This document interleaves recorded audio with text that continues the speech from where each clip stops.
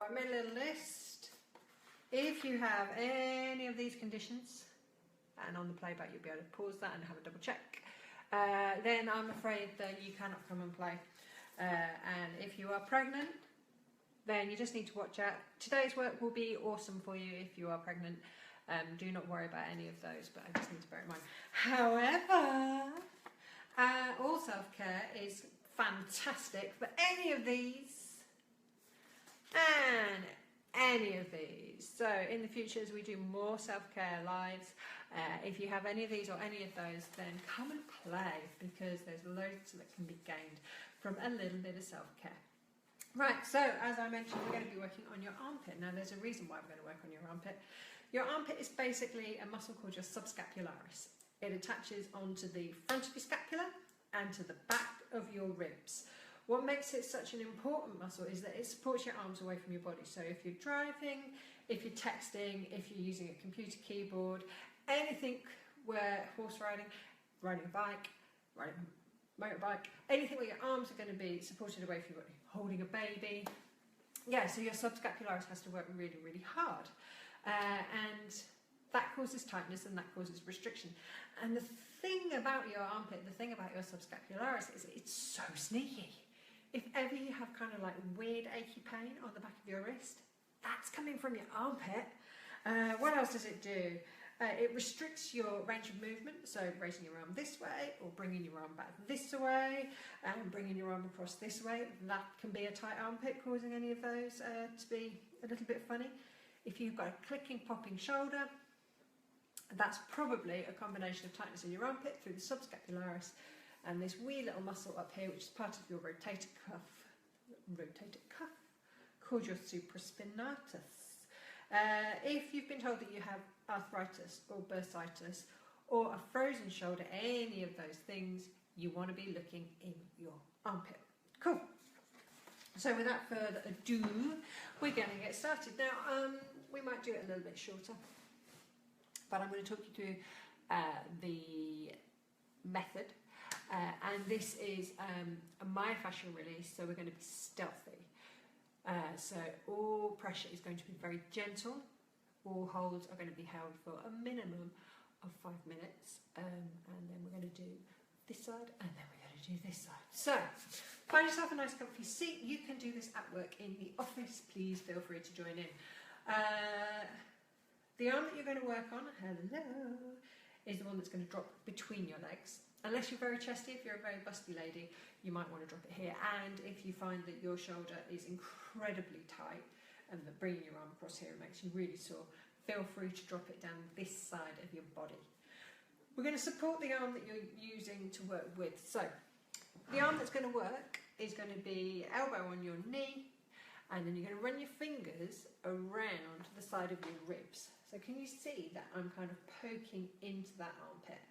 I'm not going behind it, I'm poking into it. So support this arm so you're going to be nice and comfy, because you may be here a while. If you feel like you need a cushion on your knees just to soften the feeling of your pointy elbow into your thigh, then please do so. Although probably actually just doing it this way means you get a double release, because you get to work on your thigh. It's a 2-for-1, marvellous. So running your fingers around the edge of your ribs and back into your armpit, and then this arm is just going to flow, glide, soften. So we're not pushing, we're not pointing, we're not jabbing, we're not trying to rattle away in there, we are not mining for gold, we are merely holding our fingertips into our armpit. Yeah, so this is it. So we're going to be here for a while, which is nice. So I suppose I ought to tell you some other stuff. Tell you what, let's start with a positive focus. So tell me in the comments below something good that's happened today, or something that you are enjoying about your day. So for me, yeah, well, I'm having a lovely day at work. I'm halfway through my day at work. This is a nice way to spend my lunch hour. I had some really tasty hummus as well for lunch, so ta-da!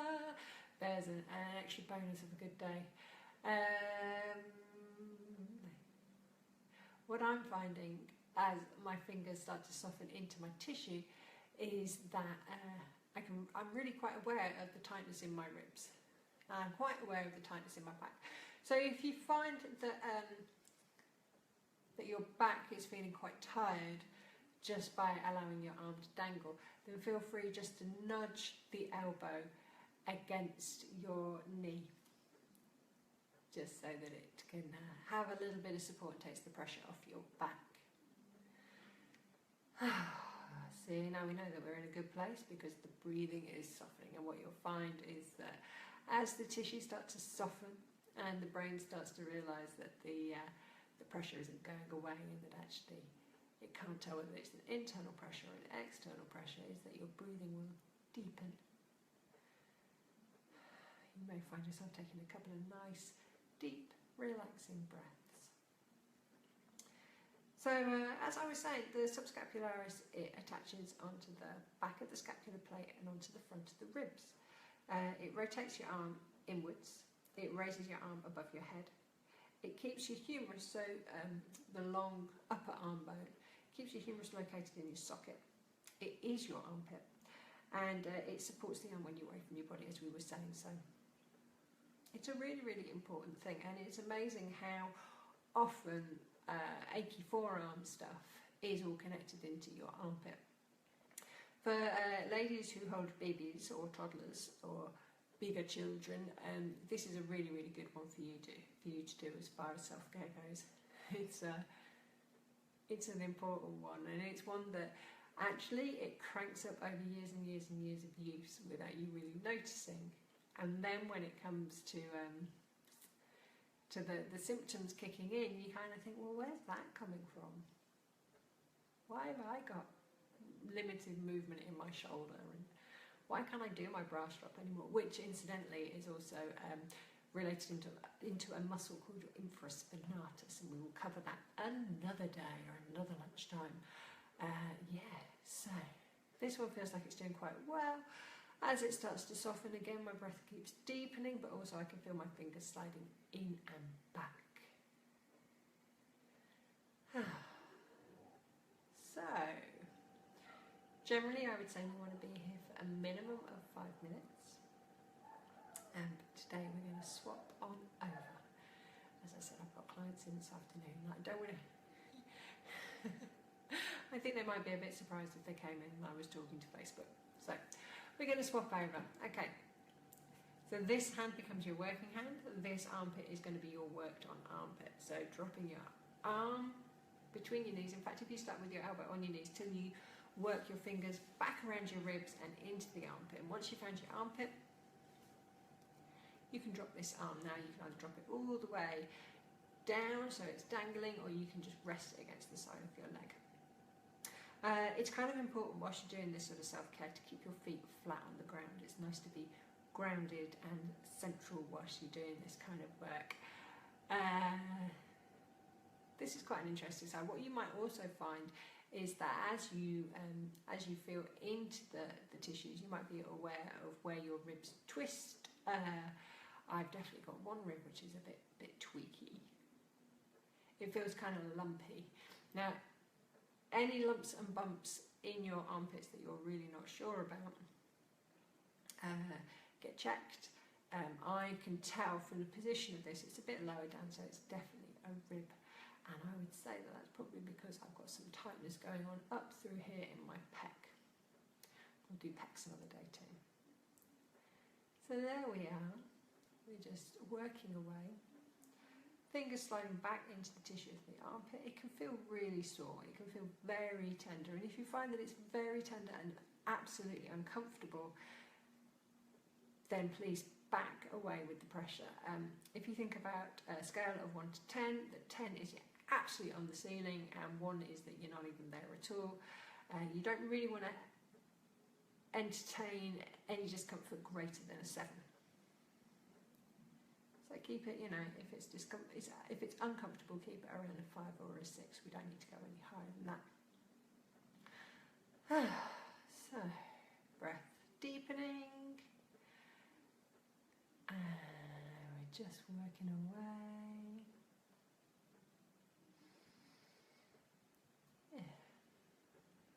finally looks like it stopped raining today. A little bit brighter in the sky.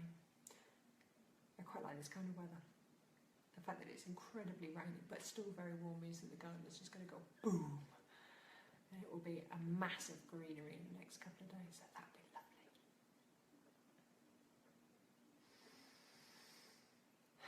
Once again, breath deepening. You can tell that we're getting deeper into the tissues. If you have any comments or any questions about any of this kind of myofascial release work, then please do give me drop a comment in the box below, and I will happily answer any questions. Also, if there is anything you'd like to know more about, whether it's kind of jaw ache, shoulder ache, stuff going on with knees, with ankles, low back pain, any questions that you have about anything that you think you could do with a little bit of guidance on, just drop those queries in the box below as well, and I will cover all questions in future Facebook Lives. So once again, it's good to stay here for 5 to 8 minutes. Sometimes you get this real feeling that you're going into deep tissue and you just need to sit and hold and sit and hold and sit and hold. The other good thing about fascia work like this is that it's just you doing the work. You are not needing to buy any expensive equipment. I mean, I'm going to show you some stuff over the next few weeks where we're going to use a tennis ball or a therapy ball. Sometimes you can use a foam roller, but if you haven't got a foam roller, you can use something like a yoga mat rolled up or a large towel rolled up. I'm going to try and keep all of this self-care as simple as I possibly can, make it really accessible for you, because really there's so much we can do for ourselves, and it is as simple as taking 10 to 20 minutes here and there and just applying these wee little bits of knowledge. And this knowledge is so easily gained, and in fact some of it is so fascinating about how the body connects up and how one tweaky place in the fascial web will then go and cause numerous knock-on effects through the body. But for now we're just going to be working on the armpit. Also, if you find that you have any tingling or odd sensation in your fingers, just reposition your fingers slightly in your armpit. There's a couple of nerves which run through there, and we don't really want to be pressing onto those. So be aware that if you have a tingling down the arms or into your fingers, that it might just be that there is somewhere that you just need to shift away from a wee bit. So there we are. That's the subscapularis release. As I said, you're going to hold that there for 5, 8, 10 minutes, depending on how you feel. Now, the great thing with fascia work is even though you're going to use it for kind of 5 to 10 minutes at a time, you're going to keep chipping away at it. So where you have specific areas of tension or restriction or a lack of range of movement, I'm going to show you different methods that you can get into that, and you'll be able to build yourself together really simple little sequences which you can use as and when you want. They're really going to be really short sequences. You can use one piece of them, you can use 4 pieces of the sequence, depending on how much time that you have. So that's it for today. That's how to work into your armpit. If you have any questions, please drop them below, and I will see you on the next one. Take care now. Have a great rest of the day. Bye.